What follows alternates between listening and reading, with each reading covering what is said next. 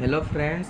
अक्सर हम देखते हैं कि बहुत सा कम्पिटिटिव एग्ज़ामिनेशन में जैसे CGL, CPO, constable, CHSL, stenographer, MTS, ऐसे बहुत कम्पिटिटिव एग्ज़ामिनेशन है जिसमें मैथ का क्वेश्चन जो रहता है बहुत इजी, लेकिन इतना लेंथी हो जाता है कि बनाते बनाते आंसर नहीं आता है या कुछ दिक्कत हो जाता है।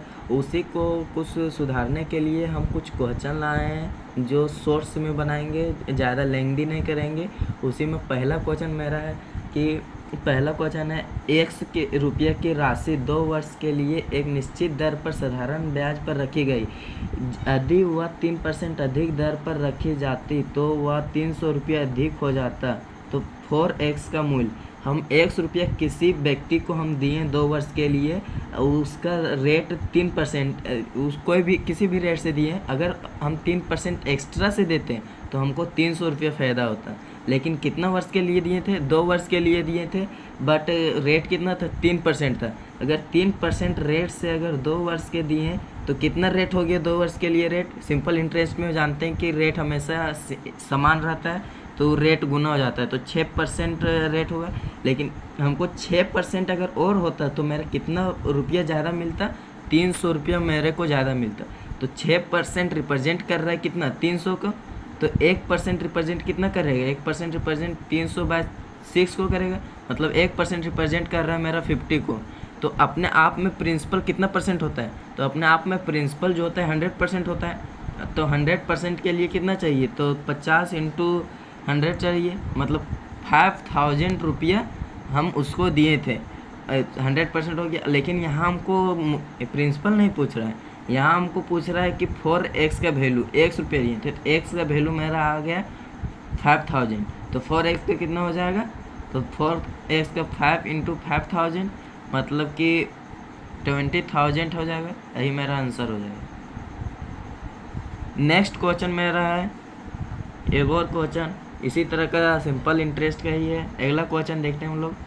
उसमें है कि एक आदमी किसी निश्चित राशि को 5% की वार्षिक दर से साधारण ब्याज पर उधार देता है। एक आदमी है, वो कुछ राशि कुछ रुपया है, 5% की वार्षिक दर से किसी को दे देता है, तथा वह 15 वर्षों में संयोजित ब्याज की राशि उधार दी गई राशि से 250 रुपये कम है।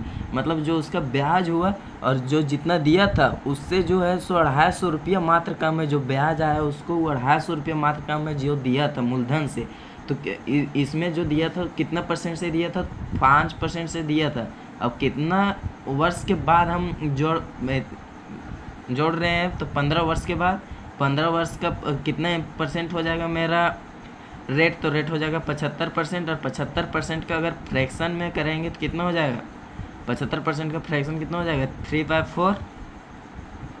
अब 3/4 से अगर जब देगा तो 250 रुपये कम हो जा रहा है। मतलब कि अगर हम 75% से देंगे 3/4 को राशि को, तो इतना मेरा सिंपल इंटरेस्ट हो जाएगा।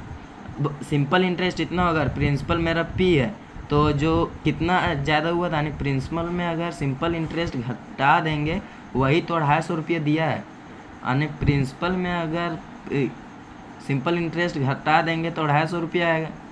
तो इसको जब एलसीएम लेंगे तो कितना आ जाएगा? 4p - 3p = 250, आने के हो जाएगा p = 250 × 4 मतलब 1000, यानी कि मेरा जो प्रिंसिपल होगा वो 1000 होगा, मतलब 1000 रुपये हम देंगे। यही हो जाएगा मेरा आंसर।